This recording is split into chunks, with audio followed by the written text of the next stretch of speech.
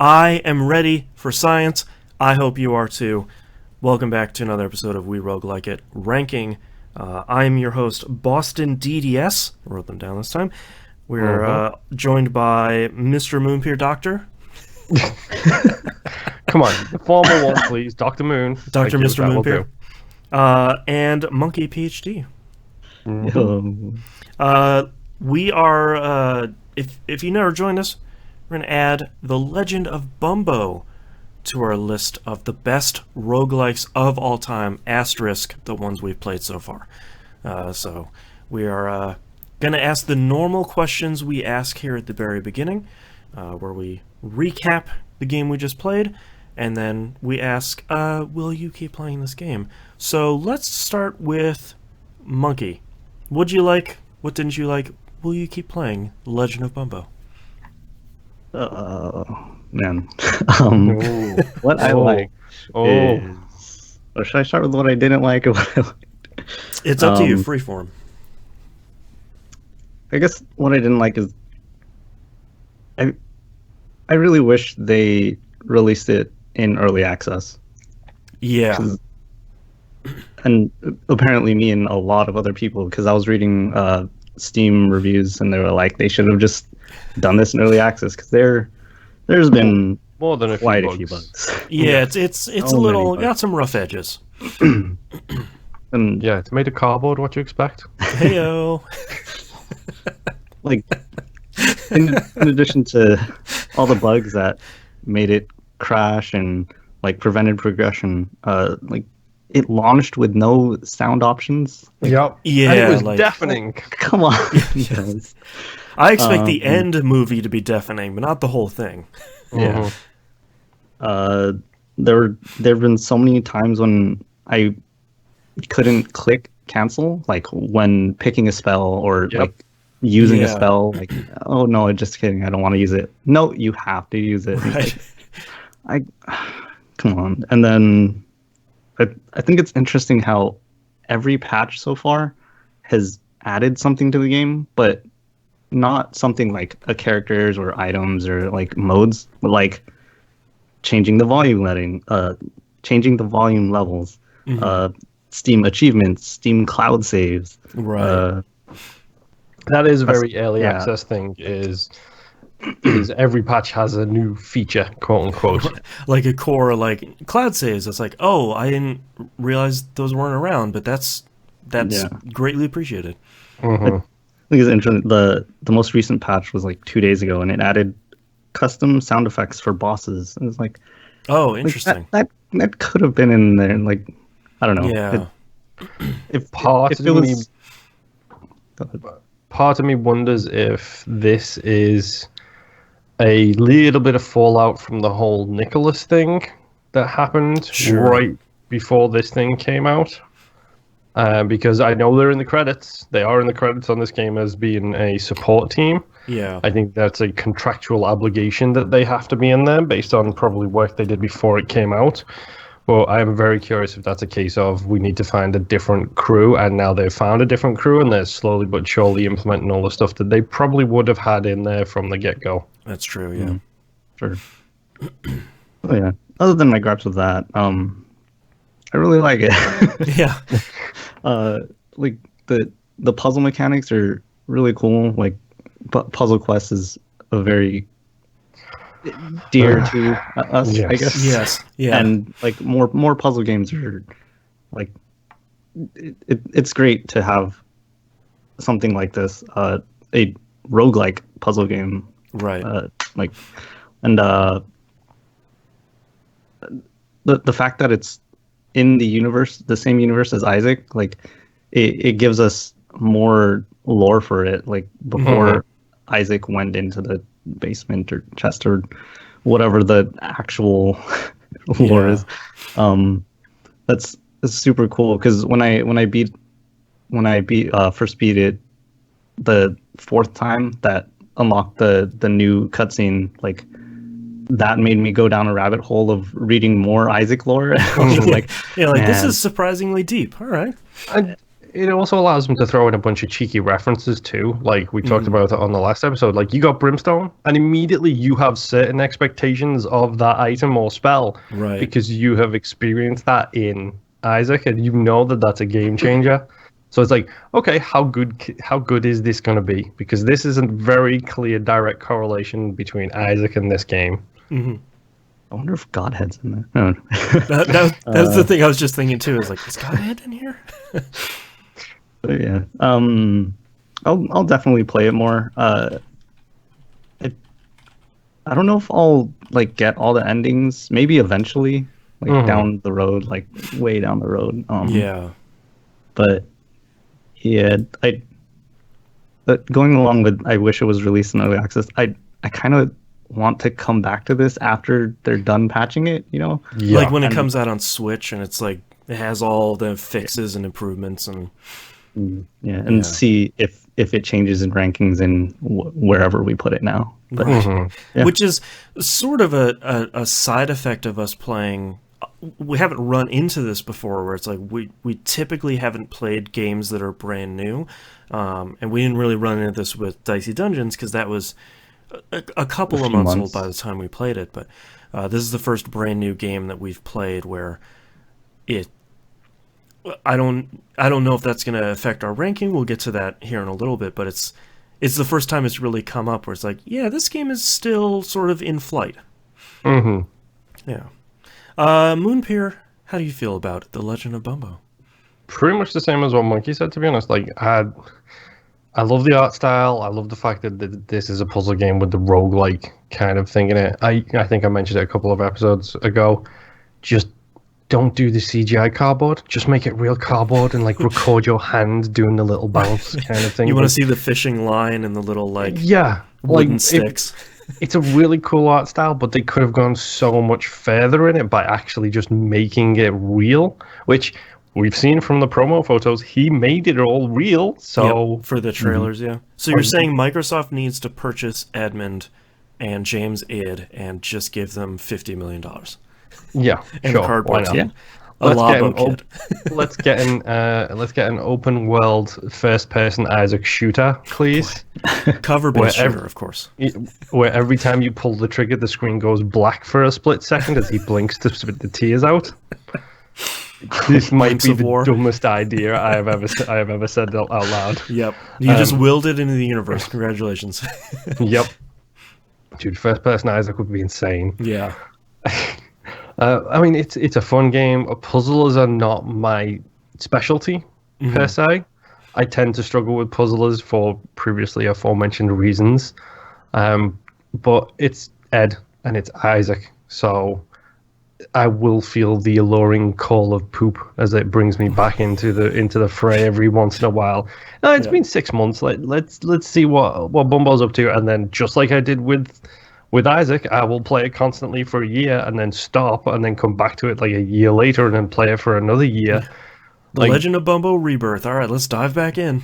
I'm waiting for that. I am 100% waiting for that. Oh, Legend of Bumbo Rebirth Plus. Right. Yes. That's the one you really want to play. Yeah. Yes. I'll probably keep playing it. All in all, I genuinely like the game, even if it's not my typical genre. Mm-hmm. I feel similarly. I have a real fondness for match 3, match 4 type of games. I typically don't stick with them for super long, not because they're not good or anything, but I just usually my magpie gaming syndrome is sort of like, oh, look at this thing, and then I just sort of like push that to the ground where it's like, you're old, get out of here. I feel like I will play more of this just because I feel like I've barely scratched the surface, but I probably won't play that much more until it comes out on Switch, because I feel like Switch is a pretty perfect platform for this, where it's like I can watch something and play some Bumbo. I don't have to focus on either one of them, and Bumbo is obviously not a Twitch thing. There's no... You make your matches. You can sort of half pay attention during enemy turns. So I feel like that's gonna be a pretty big benefit. But overall, really liked it. I am excited to see where it goes in the future as things settle down and as they sort of smooth the edges on it. I think it can be a really great game. Mm-hmm. So, let's get into our ranking. Let's start with the most important question. Do we believe it's a top 10 game? Yes. Yeah. I will agree with that. So it will go here under Prey Mooncrash. Do we believe The Legend of Bumbo is better than Prey Mooncrash? Let's kick it up a notch. Of course it is. Okay. I can agree with that. Yeah. Is The Legend of Bumbo better than Dungreed? For me, yes. Dungreed's great. Dungreed's a fine piece of gaming. I think Bumbo is better than it. I don't know, because I feel like I had more fun with Dungreed. But this is also an Ed McMillan game. Yeah, and You're not it's supposed going to have to fun. keep. You're supposed to suffer. It's hard going against all of these. I think it would be hard for me because it feels a lot different because it's not an action-y game like most of these things. It's Right. more puzzle. I can get behind it being better. My vote would be, 100%. Is The Legend of Bumbo better than The Swords of Ditto Classic?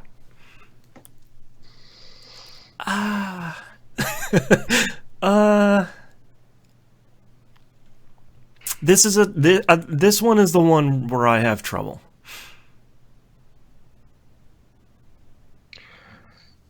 Oh, I would say yes. Sounds like it's by a hair. Yes and no. Okay. Because I mean it's the positive and the negative here because it's very hard to compare apples and bananas. They're a different shape, they're a different flavor, they're a different color. And here we have a banana trying to fit into an apple-shaped hole because pretty much all of our games are action-based games. Yeah. Except like Darkest Dungeon. You've got two really on that list that have zero action in them, and that's Dicey and Darkest. And Swords of Ditto, you can look at that, and I think most people can understand that fits the sort of typical roguelike mold, where it's you have action, you have some sort of twitchiness, you have run over run, like you have your standard sort of roguelike stuff. Yeah. Yeah, I just think presentation-wise it takes it from Swords of Ditto. I think because it's so unique. I think for me, what puts Legend of Bumbo over Swords of Ditto is the complaint we've leveraged against Swords of Ditto pretty much from the beginning, which is the lack of variety from run to run and from character to character.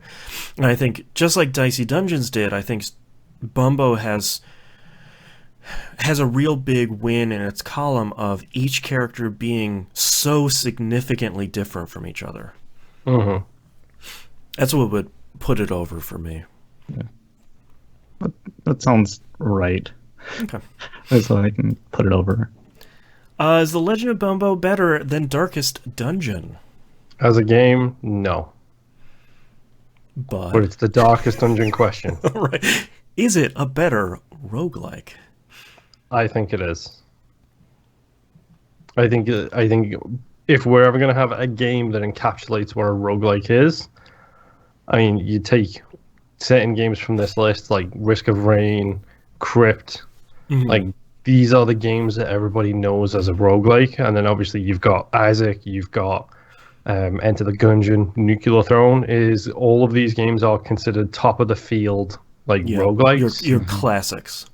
Yeah, and I think I don't think Bumbo fits in that pantheon of legendary games yet. Sure. But I think if you're giving someone a roguelike to start learning the mechanics, I think this is a good example of it because it's not action-based. You have the time to stop and think. Whereas, like, I mean, look at Crypt. Crypt of the Necrodancer is probably one of my favorite games of all time and one of my favorite roguelikes of all time. But if you're not into rhythm action games and you try and tell somebody that that is a roguelike and that's what they should start with, you are how shooting well yourself can you in the stay foot. on beat? Yeah. Like, so many more extra things you've got to throw into this, whereas this, it's very simple. It's Candy Crush, except it's poop. Yeah, and I think part of what I think makes it a great roguelike is the randomness of your spells, your equipment, your equipable actions. I think if it didn't have that, I think it would feel very similar to something like Darkest Dungeon, where it's like this is kind of your run, like this is your equipment you have, and you're just gonna kind of use it. But I would agree with you. I think in light of that, I think it's probably a better roguelike than Darkest Dungeon is, personally. Yeah. I can go behind that. All right, is The Legend of Bumbo better than 20XX? Something tells me this is where I'm going to fall, but I say yes. I say yes because I'm not a huge fan of the Mega Man games. And technically speaking, as a game, 20XX is probably better right up until you get to the very end, and then it has those 3 hell levels to end the game, because just stomps why in your not face, kick you in the teeth kind of thing. But also, we did, over a year of Isaac podcasts? This is based in the same universe, so this, of course, has that special little place in my heart where even if it's the worst game ever made, I'll probably still sit here in my brain having a voice going, play it. It can't be that bad. Play it. Play more Play Isaac. it. Play it. Well, and I think 20XX, I think The Legend of Bumbo only giving you, when you get the option to pick 2 spells, as you're going through a floor of the dungeon, I think that that small pool forces you to try and adapt your runs more differently than 20XX really did, because I think 20XX, we all had our loadout that we loved, and that's the one loadout we used. Yeah, and I don't think that's necessarily a bad thing, and I think you could make some really cool runs in 20XX that did some really fun stuff, but I think you never really saw the variety that I think even at the beginning of Bumbo you started seeing, where it's like, cool, you're offering me 2 items here and another couple in the shop that I have never seen. Yeah, I actually think that same thing. Like, there's just the difference of items that I have gotten, like in Bumbo, really does change how you play. And yeah. Okay. Is The Legend of Bumbo better than Dicey Dungeons? Oh boy. I'm gonna say no. And I think the 2 are successful in the same ways, and they're structured almost identically, and I think Dicey Dungeons, I like the Legend of Bumbo, the characters are different for speed and health and skills, like the starting skills and stuff like that, but you're still playing the match 4, which is good.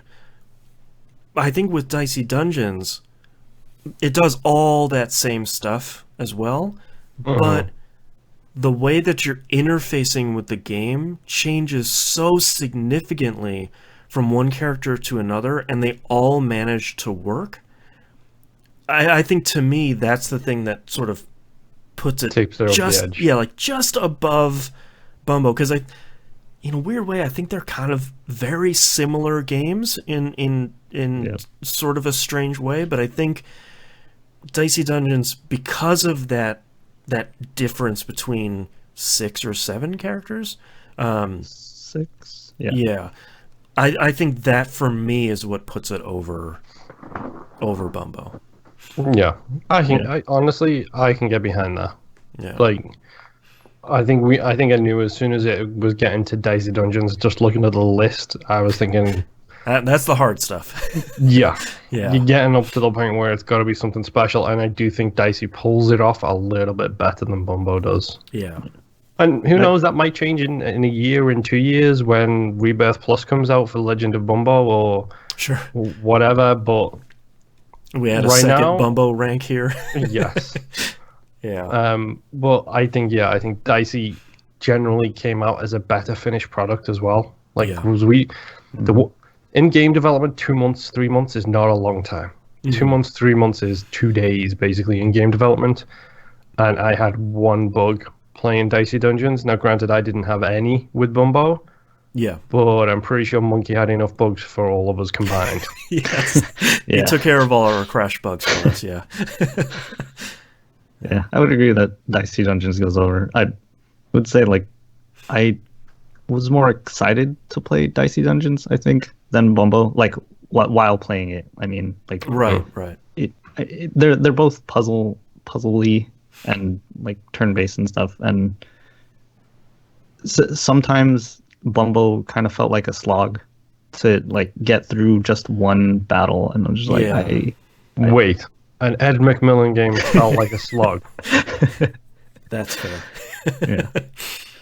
What's the other game that he made that's on PC? Gish. Is that the one that's the old, like, very black and white? That's the one with like the black blob. Yes. It's like a very old game of his. Yeah. Yeah. Yeah. All right. Well, that is Legend of Bumbo at rank number 6, sitting above it from 5 to 1. Dicey Dungeons, Risk of Rain, Void Bastards, Crypt of the Necrodancer, and still sitting safely at the top of the mountain, Hand of Fate. How is that the first game that we did and it sits at number Still one? number one. It's so good. The only thing that can take it over is its sequel. The student becomes the master. Yes, and the studio closes. Yeah, R.I.P. All right, well, that is it for us. Thank you so much, everyone, for listening. Thank you all very much for a fantastic year of We Roguelike It. I was not expecting anyone to listen to this show, and I was certainly not expecting anyone to enjoy the ranking episodes nearly as much as the three of us do. I'm sincerely appreciative that all of you... We only do it for Boston. He's obsessed with ranking. I can't help myself. I just... It's so much fun. Sincerely appreciate everyone joining in, especially everyone who's signed up for the Patreon for the 2-week early access. That helps us pay for the show, and we love doing it. We can't stop recording. Vacation. Yes, we're very much looking forward to this 2-week break. So thank you very much, everyone, for listening, and we'll see you next run. Bye.